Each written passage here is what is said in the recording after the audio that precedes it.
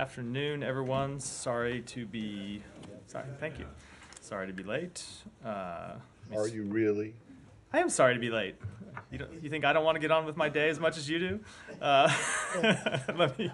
All right. I'll accept your apology. No, thank you. Let me start with some opening comments. As we mark 2 years this week since Russia's full-scale invasion of Ukraine, the brutality of Putin's regime is increasingly evident both at home and abroad. The weakness and rot at the heart of the system that Putin has built was confirmed not only by Alexei Navalny's death last week, but also by the fact that Russia detained close to 400 people over the weekend just for mourning his passing. The Kremlin has poisoned Navalny, imprisoned him unjustly, kept him in harsh conditions, and denied him medical care. It is the Russian government that is responsible for Navalny's death while in detention. And now, in any other society, in a free democratic society, we would see openness and transparency as his family seeks more information about their beloved son, husband, and father. But of course, in Russia, openness and transparency remain in short supply. We saw further evidence of the Putin regime's brutality and disregard for human life in Advika this weekend, where Ukrainian citizens bravely tried to hold off Putin's illegal invasion while facing rationed ammunition due to dwindling supplies. Unfortunately, Russia made its first notable gains in months. It is now more clear than ever what the stakes are in Ukraine.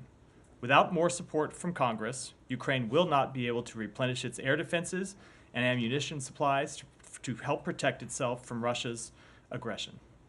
As the White House announced this morning, at President Biden's direction, we will be announcing a major sanctions package on Friday to hold Russia accountable for Navalny's death in prison and for its actions over the course of the vicious and brutal war they have waged in Ukraine for the past 2 years. We also renew our call for Congress to pass the National Security Supplemental Funding Bill, both to enable Ukraine and its people to defend against the ongoing invasion, and also to advance U.S. national security interests. It is critical that Congress act without further delay. With that, Matt. Thanks. Before we get into the what you just talked about, I just want to get what you have to say about the detention of a U.S.-Russian dual national. So with respect to this most recent detention, we are aware of the case. We are seeking consular assistance that has not yet been granted. We're at limit what more we can say because of privacy laws, as I've discussed many times from this podium. And I will just say generally, as I think you are aware, Russia, when it comes to dual citizens of the United States and Russia, or dual citizens of any other country in Russia, Russia does not recognize dual citizenship, considers them to be Russian citizens first and foremost. And so oftentimes we have a difficult time getting consular assistance, but we will pursue it in all matters where a U.S. citizen is detained. Okay. And then on the sanctions, why wait until Friday? It takes time to put these sanctions packages together. Well, it's been 2 years. It has been 2 years. Anniversary was coming up. And if you have watched, you have seen us roll out a significant number of sanctions packages over that 2 years. So it's not like we have delayed anything. No. But we are always looking to impose new sanctions as facts justify, when we see sanctions evasion or activity moving to new areas, and to tighten our existing sanctions. And we'll have more to say on Friday. Okay. Go ahead, Sean. Or do you want to go down? Could I also ask if you have any reaction on Evan Gershkovich, the latest pretrial detention that he's been kept in for another 30 days? So with respect to Evan Gershkovich, Ambassador Tracy attended Evan's hearing and spoke to the press soon after. You may have seen her comments. We're disappointed but not surprised by the outcome of the hearing. You've heard me say many times from this podium, the charges against him are baseless. Russia should immediately release Evan Gershkovich and Paul Whelan, and the United States will continue to work towards securing both of their freedom. And just one other on Russia, Radio Free Europe. I don't know if you saw the Russian announcement in that, saying it's undesirable as an organization. Do you have any reaction on the Russian statement? I don't have any specific reaction other than to say that you have seen Vladimir Putin oppose the free dissemination of information, the free press inside Russia, and unfortunately that seems to not surprisingly, but unfortunately not moved off that position. Let me go to Humera first. Matt, can you say at all if the administration is going to use this EO that you guys issued in December that threatened basically penalties for financial institutions that helped circumvent Russia's sanctions? You mean with respect to our announcements that are coming on Friday? I certainly don't want to preview Yes, those. the And I just say in general. The announcements that are coming on Friday on that you Friday guys that have you would made like me- public on Monday. That you would like, it's Tuesday, actually.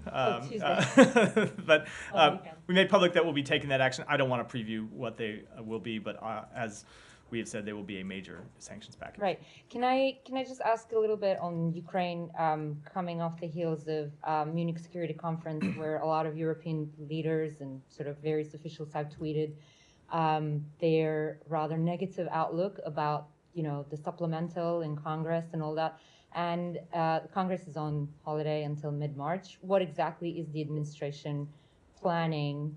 How to convince the speaker?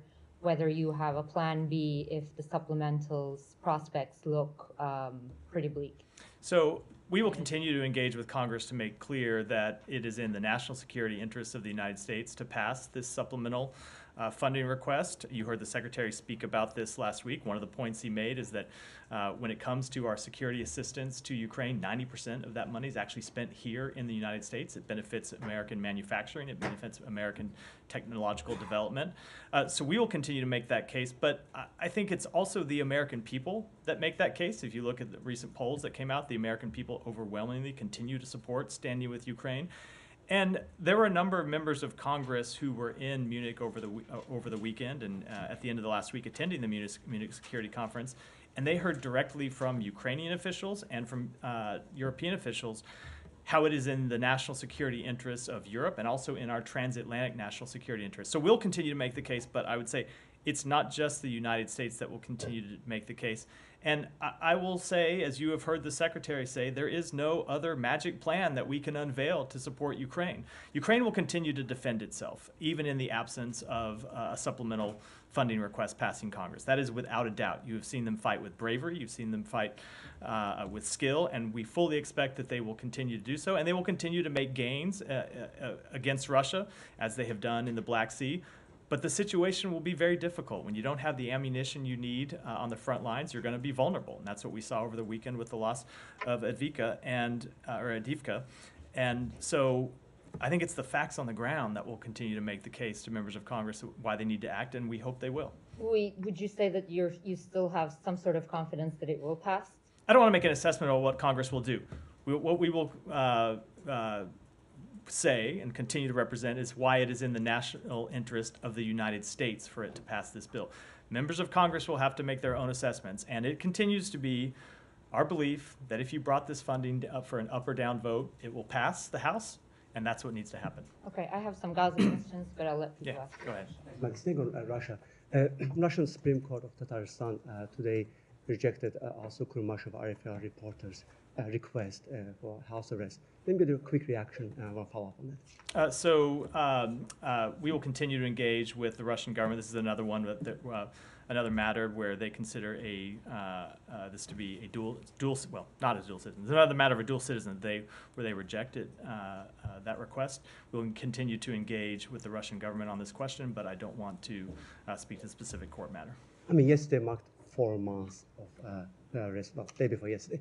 Are you telling us that you're out of option here in terms of defending the U.S. citizen? The safety and security of United States citizens overseas is always our first priority, and we always look to protect the safety and security of every United States citizen, whether they be in Russia or whether they be in any other country.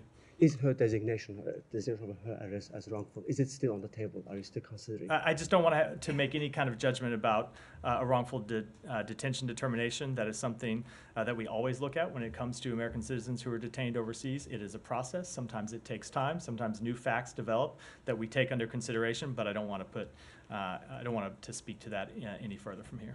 I'm going back to Sean's question. On this, Alex, Yeah. RFE, Russia has labeled Radio Free Europe today as an undesirable organization after designating it as a foreign agent. Do you have? I commented on that a moment ago. Just to say we have seen Russia continue to crack down on a free press, continue to crack down on transparency. It is quite clear that they do not want their people to have information about what the Russian regime does abroad, what the Russian regime does to its own people. And one more, Russia places I don't U.S. think Alex Senator. completely yielded the floor, Since we're talking about but go ahead, Michelle. Yeah, Russia places U.S. Senator Lindsey Graham on Russia's terrorist and extremist list. Any reaction to that? So we've seen obviously the Russian government designate a broad range of United States officials with various sanctions. I doubt there are any significant ramifications from that, partly because I doubt very much that Senator Graham, who I shouldn't speak to, he can speak for himself, plan to travel to Russia anytime in the near future. So again, is it fair for us to report back that you just said you will not take any action? Just for RFA. Alex, you can report back what I just said, not your implication of what I didn't say. And what I said was that the safety and security of American citizens abroad is always our first priority. That is true with respect to this case. It is true with respect to every American overseas. And when it comes to the wrongful detention determination, that is a process that takes time here at the department where we assess the facts, some of which change over time, circumstances change over time, and make a determination that is consistent with the law. Please come back to Danny, go ahead. Thank you, Matt. Two questions on South Korea, Cuba, and North Korea. South Korea and Cuba established diplomatic relations last week. Cuba has been a brother country with North Korea for a long time.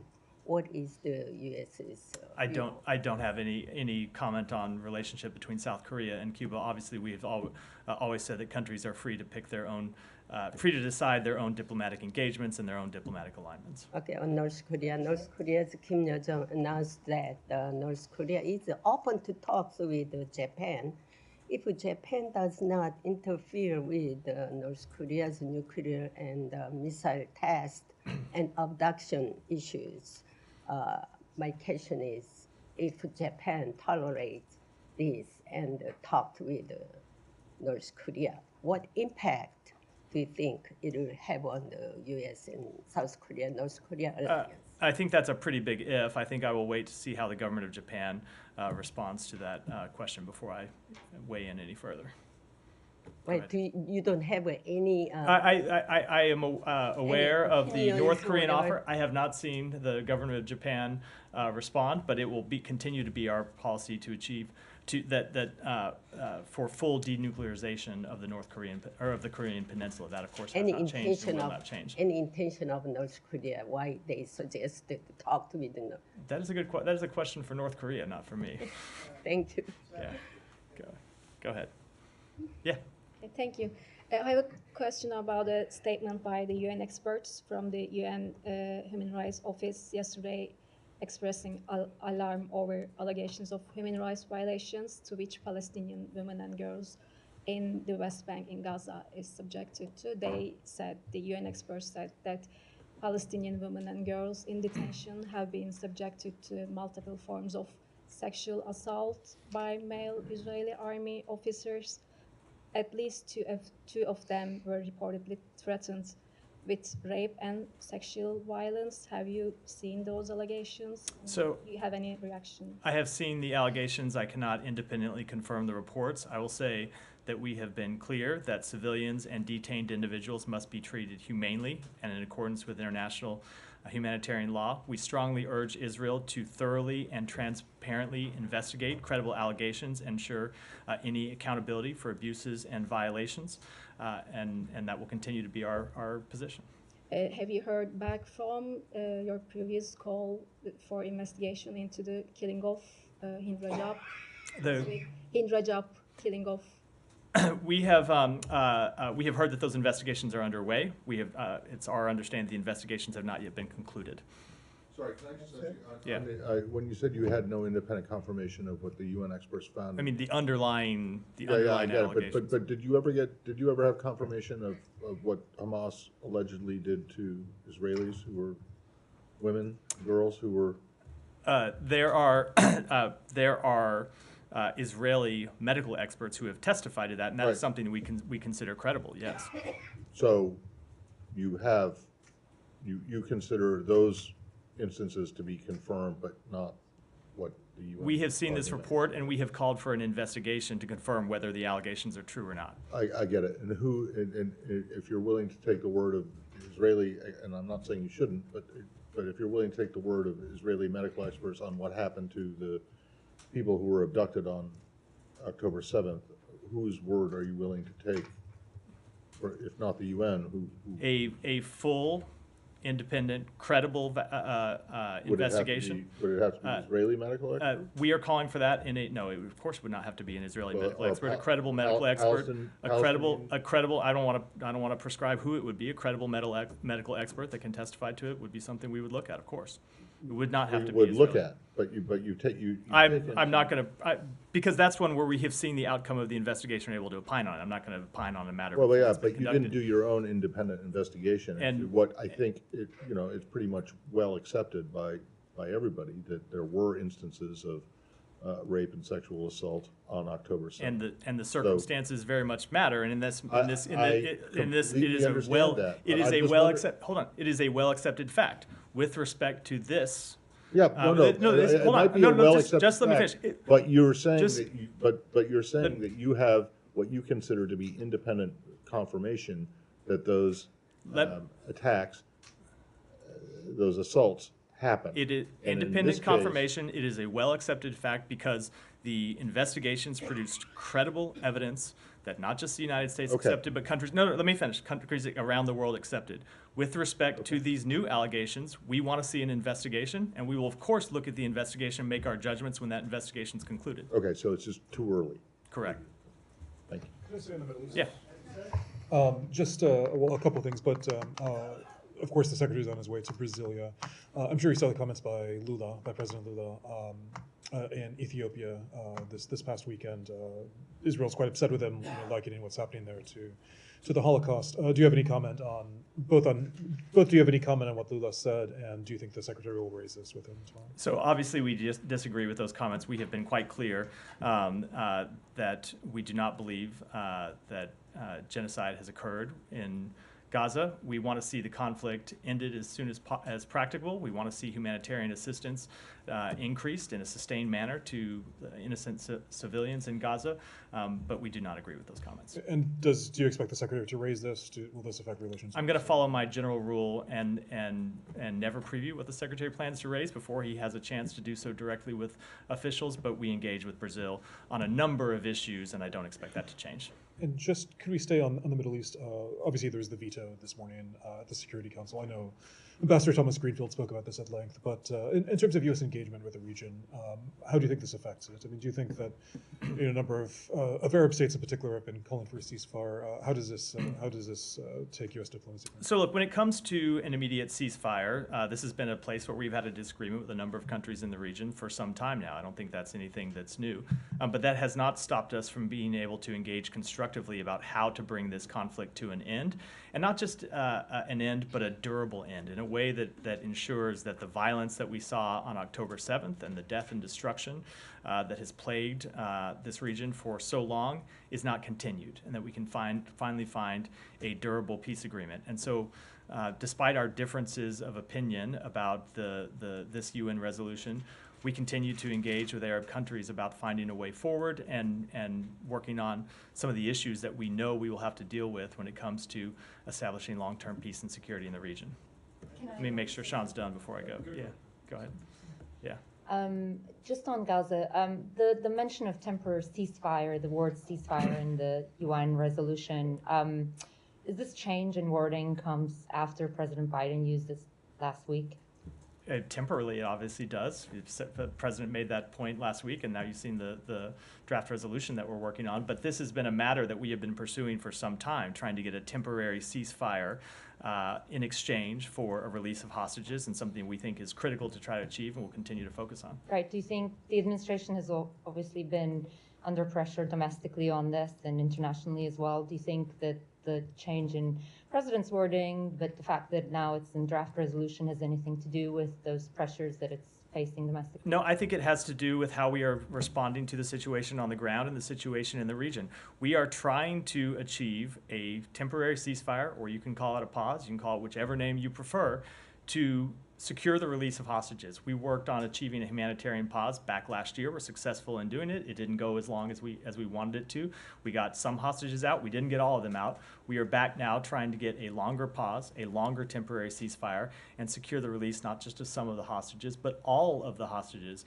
And I would say we have made quite clear that we want to see not just a temporary ceasefire, but ultimately an enduring end to the hostilities, and one that ensures that Palestinian civilians are protected, that we get humanitarian assistance to them, and that ultimately the attacks of October 7th cannot be repeated. And that's one of the reasons why you've seen us oppose the resolutions at the UN, not just today, but in the past, because we think just an unconditional ceasefire only benefits Hamas, Hamas is not going to abide by a full temporary ceasefire. They're going to continue to hold hostages. They're going to continue to launch attacks against Israel. They may not do it for a week or so, but they have not forsworn their aims to destroy the state of Israel. And so we've opposed that policy, and we think it's not one that's effective. We think a negotiated agreement that would get a temporary pause, a temporary ceasefire, is ultimately not just the way to release the hostages and alleviate the suffering of the Palestinian people, but to give us a pathway to a more enduring end to hostilities. Right. And you'd like to achieve that pause before Ramadan starts? We would like to achieve that pause yesterday. Right. We would like to achieve it today or tomorrow. We want to achieve Yeah. it as soon as possible. Sure, but how concerned are you that the fighting will continue into Ramadan? Are you doing anything specific about that? I don't want to get ahead of the situation because we are right now in conversations and in negotiations to try to achieve a humanitarian pause. We are still over 2 weeks away from Ramadan. We would like to get that humanitarian pause before Ramadan begins. We'd like to get it before the end of the week, as I said. We'd like to get it as soon as possible. So that's what we're going to continue to try to do. At the same time, we have made clear that Israel should not launch a full military campaign in Rafah unless it has a humanitarian plan that is both credible and realistic and one that they can execute. Have you seen any indications of that humanitarian plan, and what is the United States prepared to do if they go ahead anyway? One has not been presented to us yet. I've seen reports that one is being developed and will be presented to the government of Israel this week. I will let them speak, of course, to that, but one has not been presented to the United States, so I, of course, can't speak to it, and I wouldn't want to deal with any kind of hypothetical situation down the road. Shannon, go ahead.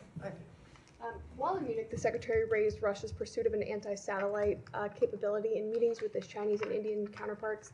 Can you say if this is the first time the Secretary has raised such meetings with other countries, and whether he hopes to achieve anything by raising the topic with China and India specifically? I will say that on the sidelines of the Munich Security Conference, he did raise Russia's pursuit of an anti-satellite technology with our allies and partners, but not just our allies and partners, with other countries as well, because as the Secretary made clear, he thinks it's an issue that should be of concern not just to the United States, but to other countries in the world. And I won't speak to the details of those diplomatic engagements, but I would just say generally that when you have an issue like this that we think should be of broad concern not just to the United States, but other countries, we of course would fully expect that they would use their diplomatic engagements to, as we have done, urge that the pursuit of such a technology be abandoned. Can you say if those other countries, did they express concern about the capability as well? I just don't want to speak to private diplomatic engagements. I just have. Thank you, sir. Sir, senior Pakistani official admits to helping rig the vote. He claimed that he changed the election results with a margin of 70,000 votes in favor of Nawaz Sharif, and that those seats were actually won by Imran Khan's party's candidates. What are your views? You already talked about the allegations of rigging and fraud. What are your views on this? So I saw that report.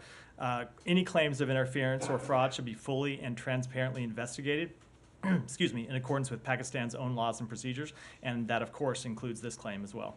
Sir, a number of Pakistani politicians and media analysts in Pakistan termed these elections most controversial and asking political leadership to respect Imran Khan's party's mandate as the largest group. Would you also like to see the political leadership in Pakistan to respect the PTI's candidate? Again, I don't want to get mandate? into. I'm sorry, I didn't cut you off. What was the last? And are you also asking the political leadership in Pakistan to respect the PTI's mandate? Again, I don't want to get into an internal Pakistani matter, which I very much believe that the formation of a new government is.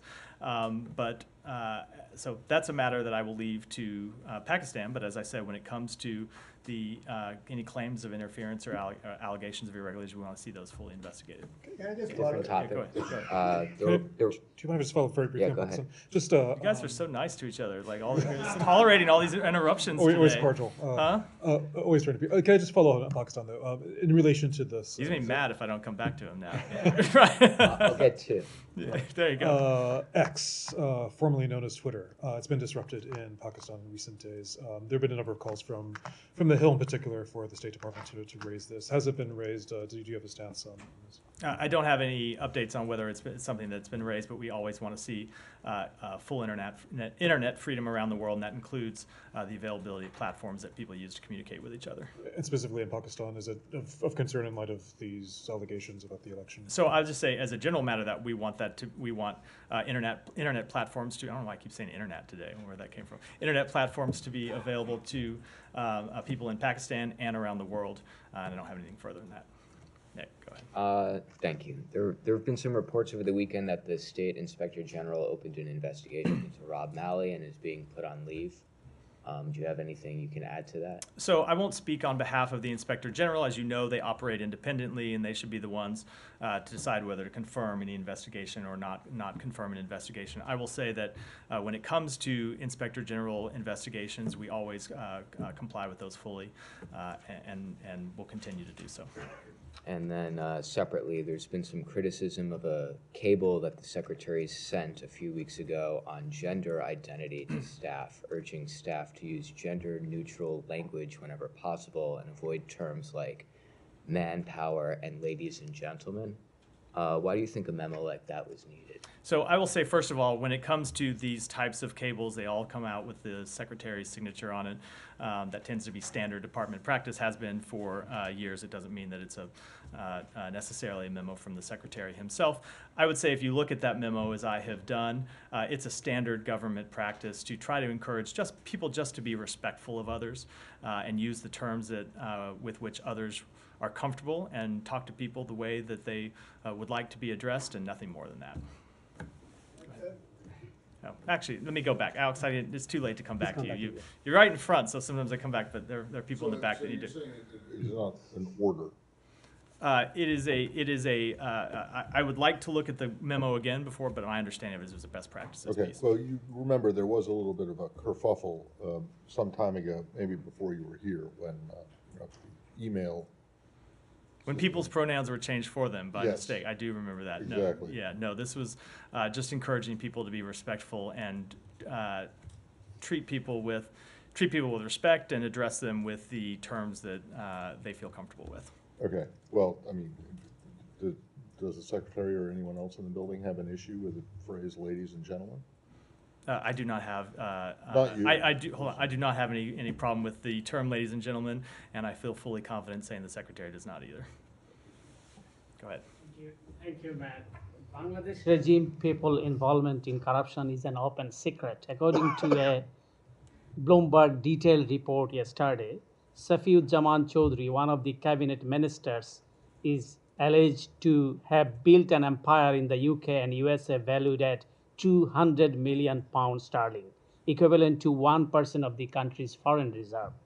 This is just one case among many. How is the US addressing this matter to hold the government accountable and combat corruption globally? We are aware of these reports and encourage the government of Bangladesh to ensure that all elected officials comply with the country's laws and financial regulations. Go ahead. Go. No. The best way to not get called on is just shout out a question while I'm calling on other people. Go ahead. But I will come across to this side of the room in a minute. Thank you, Matt. In light of world pressure on Israel to accept a Palestinian state dividing their land with Hamas and Palestinian Authority terrorist organizations, and for Israel not to enter Rafah in Gaza to destroy Hamas there, what is the State Department's response to Prime Ministers Netanyahu and the Israeli cabinet, as well as the entire Jewish population, who are defending their right to live free from terrorism? And a follow-up. We, of course, agree with Israel's right to live free from terrorism. If you've looked at the repeated comments that Secretary Blinken has made, not just here in the United States, but in Israel itself, on his 5 trips to the region, he has made clear that he supports Israel's right to ensure that October 7th can never happen again. And more importantly, he is trying to achieve a resolution of this conflict that will ensure Israel has long-term peace and long-term security, including security, of course, from terrorism. Are you going to be wanting to prevent Israel from entering Rafah to take out Hamas there? What we have said is we do not support a full-scale military campaign in Rafah that does not account for the more than 1 million Palestinians who are currently there. People who have nothing to do with Hamas, innocent civilians, men, women, children, the elderly, who in many cases have fled to Rafah from their homes, in some cases have fled more than once, have fled 2 or 3 times to escape the war, the conflict that is raging in Gaza. So we fully support Israel's right to take a military campaign to Hamas and ensure that, that the attacks of October 7th cannot be repeated, as I said. But we also want to see civilians properly accounted for. And right now, we don't believe that there is a way to conduct a military campaign in Rafah without moving some of those civilians and properly accounting for their humanitarian needs. What are the reasons of the State Department for not demanding Hamas immediately release all remaining hostages unconditionally?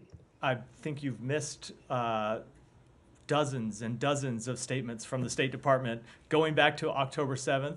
Well, it's actually October 8th by the time that, that we were aware that hostages should be released, and was the first time the Secretary called for the immediate release of hostages, and he has continued to make that clear, as have I, as has the President. We have demanded time and time again that hostages be released immediately and unconditionally. Go ahead. Thanks, Matt. I just wanted to circle back to the verbiage used in the draft, UN draft today. I mean, how important is it that you use the word ceasefire as opposed to an extended pause, which is what you've been using prior? I will let other people make those sorts of assessments. From a policy perspective, we want to achieve a temporary stop in fighting. You can call that a ceasefire. You can call that a pause. Ultimately, we want to see the fighting stop so hostages can get out, hostages can be released, and humanitarian assistance can get in. But I should make clear, the only kind of temporary ceasefire that is going to achieve a release of hostages is one that's negotiated. Just calling for a temporary ceasefire is not going to, that Hamas has not agreed to, is not going to do anything to get the hostages out, which is why we can continue to pursue diplomacy with Israel and with the governments of Egypt and Qatar to try to achieve a temporary ceasefire that would secure the release of hostages. We think that is by far the most productive way forward. It is what achieved a release of more than 100 hostages last year, and what we think should be the productive path for moving forward now. Quick question about Afghanistan. Yeah. As you know, the Taliban refused to attend the UN-sponsored conference on Doha that concluded yesterday. They didn't send any delegation, and also they rejected the appointment of a special envoy by UN in Afghanistan. Does the United States still hope to engage with Taliban by considering all of this? Let me just speak to what we were trying to engage, or what we were trying to achieve by attending this conference. And it's not surprising that the Taliban, of course, has different objectives. We were trying to achieve a number of things. One, to make clear that Afghanistan should not be a hotbed for terrorist activities that impact other countries. Two, a vision for Afghanistan with inclusive institutions in which its diverse groups all feel represented in a state that is truly inclusive. And number three, a concern about the respect of human rights, and in particular the rights of women and girls. So that's what we're going to continue to pursue. I can't say I'm incredibly surprised that the Taliban declined the invitation to participate in a meeting with a broad representation from the international community. But I will say, as you've heard us say before, that the Taliban are not the only Afghans who have a stake in the future of Afghanistan. We will continue to support giving all Afghanistans, including, of course, women and girls, a voice in shaping their country's future. And the Chinese, Russian, and Iranian invited to this meeting, they refused to meet with the Afghan civil society because they were not tweeted by the Taliban regime. Do you support this idea? And what's your take on that? So I won't speak to the actions of another country, but I will make clear we always find engagement with civil society to be productive. We try to take actions through our diplomacy to empower civil society, and we would certainly encourage every country in the world to pursue that path. Let me go back to, I promised you I'd come to you a minute ago. Go ahead. Me? Yeah, well, now I call on you. You don't want a question after like jumping in for other people during other people's questions? I'll be very impactful. Before I ask you a question, I have to let you know that Assistant Secretary of State Donald Lu was speaking at the Institute of Peace in Washington, D.C. last week. He said that the situation in Burma was not getting better, and what worried him was that the refugee crisis and security problem it was creating for Bangladesh and potentially for India could get deeper in coming days. Quote, it is something we have to watch out for and enable our partners in the region, in this case Bangladesh and India, to cope with those stresses without it boiling over the instability in their countries as well, cross-border instability. What is your opinion on that? Thank you. I think it was a well-crafted, well-delivered speech, and I don't have anything to add to it. Thank you. Thank you, Matt. Go ahead. Ooh. Yeah. Yeah, thanks. I have two questions. The Houthis have escalated their attacks on ships in the Red Sea during the weekend. One of the attacks targeted or damaged a ship and forced its crew to abandon it. How do you view this escalation, and how the U.S. will react? So, obviously, we continue to condemn the reported reckless and indiscriminate attacks on civilian cargo ships by the Houthis, not just those that were reported to have occurred over the weekend, but all those that have been occurring for the past number of weeks. But I just want to mention something specific about one of these attacks this weekend, the attack on the Sea Champion. That ship was bringing corn and other food supplies to the Yemeni people in Aden. These were supplies for the Yemeni people. Have nothing to do with Israel, have nothing to do with the conflict in Gaza. That, of course, is what the Houthis have claimed their attacks on civilian ships are trying to impact. This was a reckless attack on a ship delivering humanitarian assistance to the Yemeni people. And I think it was another sign that the Houthis continue to demonstrate disregard, not just for international shipping, not just for supplies that are going to benefit civilians all around the world, in many cases far from the region, but ultimately for their own people. It was a dangerous attack, and the fact that they're launching these just kind of wanton, indiscriminate attacks, even when they hurt their own people and hurt the provision of supplies to their own people, shows just how reckless their actions have been. And on Lebanon, how do you view the escalation of military operations between Israel and Hezbollah? Will the U.S. participate in two conferences that will be held in France and Rome to help increase the Lebanese army capabilities to implement the UN Security Council Resolution 1701? So we continue to be concerned about the risk of escalation and continue to be concerned about the risk of the conflict widening. And we continue to work to achieve a diplomatic path forward that resolves the legitimate concerns of the government of Israel and the legitimate concerns of Israeli people who don't want to move back to the north because they feel that their houses continue to be threatened, their communities continue to be threatened by attacks from Hezbollah. So we're continuing to pursue that diplomatic resolution as it pertains to these two conferences, or I think maybe in one of the cases, potential conferences. I don't have anything to add about possible U.S. participation. Let me go back here. Thank you so much. I have two questions. One for the irregularities in Pakistan election. From the last Monday briefing, you have mentioned that United States raised privately and publicly the irregularities matter with Pakistani officials, but Ministry of Foreign Affairs Islamabad just in last briefing said they are not aware of any bilateral messaging that has taken place post elections. Meanwhile, what we observed that the U.S. ambassador in Pakistan just after 2 days of election held a meeting with former Foreign Minister of Pakistan. So, do United States directed its mission in Pakistan to have engagements with the officials or the politicians? Secondly, I want to ask regarding the efforts for United States for the Israel-Saudi normalization. Let me before we get in, let me answer the question you asked, which is I'm not going to talk to private diplomatic engagements, but we have made clear that we want to see any claims of any irregularities or claimed irregularities for fully investigated. Go ahead. So the October 7th is considered as big damage for diplomatic efforts by U.S. in Saudi-Israeli normalization process. So MBS, the Crown Prince, demanded a two-state solution, and he also looking for a timeline from US. So Netanyahu is not like bothering this two-state solution, this condition. So what is the time frame after the post-Gaza war? What will be the damage repair by the US to repair this, as number of Arab nations have reservations on this?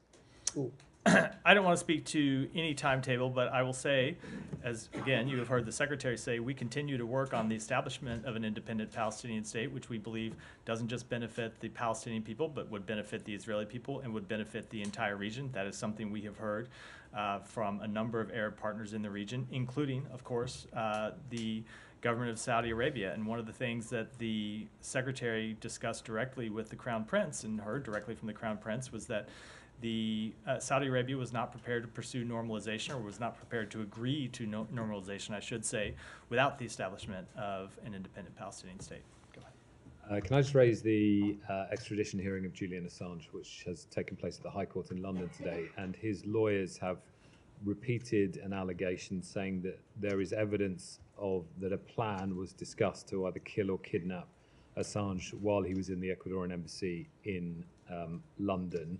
Mark Summers, KC, Assange's lawyer, saying senior CIA officials requested plans.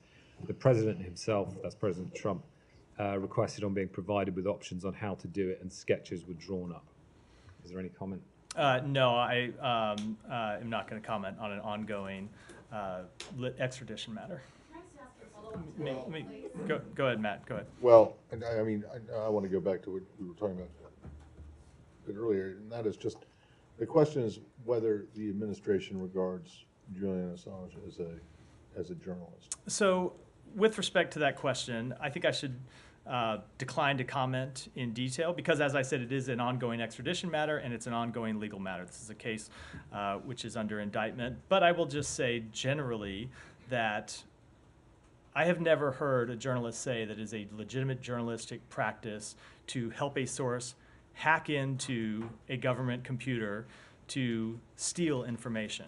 It's not a legitimate journalistic activity to hack into anything to steal government information. So I think I will leave it at that. Well, okay, well that suggests that that you don't, and I want to specifically avoid getting into what the Justice Department has to say about this case. I want to talk about what the State Department believes about his status, Assange's status. Because you guys are self-proclaimed champions of independent free press. You are all the time saying journalism is not a crime and this kind of thing. So if you believe that what Julian Assange has been doing or was doing or did is journalism, I don't see how you can, I don't see how that squares with. So, and if you don't, are you saying from your comment just now that you don't regard him as a journalist because he accepted or allowed or helped someone hack into computers? Is that so? Again, I'm at a limit to what I can say about an ongoing legal matter that is under indictment. I remember from my days as the Department of Justice spokesperson that it was exactly. Let me just, which I think has probably colored your personal. Let me just finish this answer. That it's not appropriate for government officials to speak at length about matters that remain under indictment. We support an independent free press in the United States. We support an independent free press around the world. We feel that an independent free press not just benefits the people of the United States, it benefits those of us in government by making us work harder, by making us be ready to explain what we're doing, by making us think through the decisions that we are making and make sure that they fully represent the best interests of the American people. And we think that same process holds true everywhere in the world, and that's why you see dictators and autocrats and others crack down on an independent free press. At the same time, helping someone hack into, which is a crime. Hacking is a crime, right? Helping someone hack into a government network or a private network for that regard is not something I think any journalist considers to be a legitimate journalism activity. Okay, well, do you not think then that what was published as a result of the hacks into the government database, especially as it relates to State Department cables, which are, many, many thousands of them, and that were then published by an independent free press, you don't see a problem here with I think with the prosecution or attempted prosecution, the indictment, and your stated view that you think that this kind of activity should be protected. Again, if you look at the conduct that is alleged in the indictment, when it comes to helping someone hack into a government network, that is a very different type of activity. But publishing it is not. I am not going to get into the ongoing details of what is probably gone too far already in discussing this case. The ongoing the details of what is very much a live, ongoing litigation matter. Do you not think the publication of these documents when they came out back, the original ones, the ones that Chelsea Manning provided to WikiLeaks, and when they were published by the New York Times and El País and all the, do you not think that helped inform public discussion? Do you not think that that was useful? Let me say this, because I'm not going to speak to that specific case for the reasons I just articulated, but I will say that two things can often be true when it comes to the publication of classified government documents. It is true that at times the publication of a classified government document will inform the public, and sometimes it will uncover wrongdoing. It's also true that sometimes the publication of classified government documents serves no underlying purpose and can jeopardize sources and methods that the government uses to keep the American public safe. So it is a very difficult situation. It is I think one of the trickiest questions the government faces in navigating this area. But I can tell you that we try to do it as responsibly as we can. All right, over here. And then, Matt. Yeah. And thank you so much for taking. I have two questions, if you will allow. First, I'd like to talk about the anniversary of the war in Ukraine that is coming up. And as you rightly know, at the very start of the war, African countries, there was a sort of an outright split, right? Some ambivalence in support to Ukraine. So I'm seeking your assessment on U.S. efforts. I'm not saying, that we've had this conversation, the narrative about, is the U.S. not trying to ask African countries to pick a side? That's not what my question is. My question is to ask, while we recognize that garnering international support for Ukraine's sovereignty and territorial integrity is important, what, over the 2 years, has been your efforts at the U.S. in garnering international support in terms of African countries? And my second question is on Guinea. Let me take that one first. So I will say that we have engaged in countries all over the world, not just in Africa, but of course across the world, to urge them to support Ukraine and support its efforts to defend itself from Russian aggression. We think when you see any country's sovereign borders violated, see its control of its territory violated, that it threatens all countries around the world, because it is ultimately the UN Charter that upholds the territorial integrity and sovereignty of every country in the world. And I will just say, we, not just because of our efforts, although they have helped, but because I think we've seen countries in the world outraged by Russia's activities. We have seen a number of UN resolutions, including ones that were joined by dozens of African countries, in support of upholding those principles of the UN Charter, of Ukraine's territorial integrity, and ultimately finding a comprehensive, just, and durable peace that recognizes those principles. Sure. And then on Guinea, if I may, and this will be my last question to you, Matt. Since yesterday, as you may already know, there is no leadership in Guinea. I think there is currently maybe some low-level leadership. They dissolved the government, and so while I appreciate that you will not comment on the internal affairs of another country, I am asking you to see if you can comment on your own efforts and how you might be engaging any stakeholders in Guinea or in that part of the world, for that matter, or any regional organization besides ECOWAS, which may seem a little weakened. Are there any other countries that you may be engaging? Angola, South Africa, Kenya, in your Sure. efforts in this regard? So we are closely monitoring developments in Guinea. We encourage the transition authorities to work with ECOWAS. It's something we've discussed with a number of ECOWAS states, and to continue positive momentum by holding a constitutional referendum and elections in order to complete democratic governance. We remain concerned about media restrictions placed on the Ghanaian people, and call on the transition authorities to ensure that freedoms of peaceful assembly and expression are fully respected, including for members of the press, and we are engaging with another number of countries in the region around those goals. Yeah, one more, and then Humera, did you have one? Sorry. Do that. But just one more, Africa. Rwanda DRC, you issued a statement on Saturday, I believe it was, on the, so the DRC is alleging Rwandan involvement in the drone attack on the airport. I mean, since the statement, has there been any response from Rwanda? Are you confident that that there's some progress in there? How do you see things going on? I don't have any update on the situation since we released that statement over the weekend. But is it? Do you find the DRC allegations credible of Rwanda's involvement? I don't have anything to add beyond what we said over the weekend. Humera, and then we'll finish up. Matt, there were some incidents of the coast of Taiwan in the past couple of days. China's Coast Guard boarded a Taiwanese tourist boat, and on Tuesday, Taiwan drove away a Chinese Coast Guard boat that entered its waters. Are you guys worried about like any escalating tensions? Have you seen that? Yeah, we are closely monitoring Beijing's actions. We continue to urge restraint and no unilateral change to the status quo, which has preserved peace and stability in the Taiwan Strait and throughout the region for decades.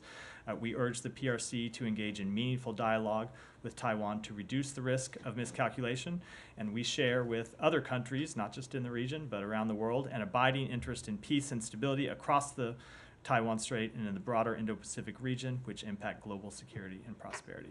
And with that, we'll wrap for today. Thanks, everyone.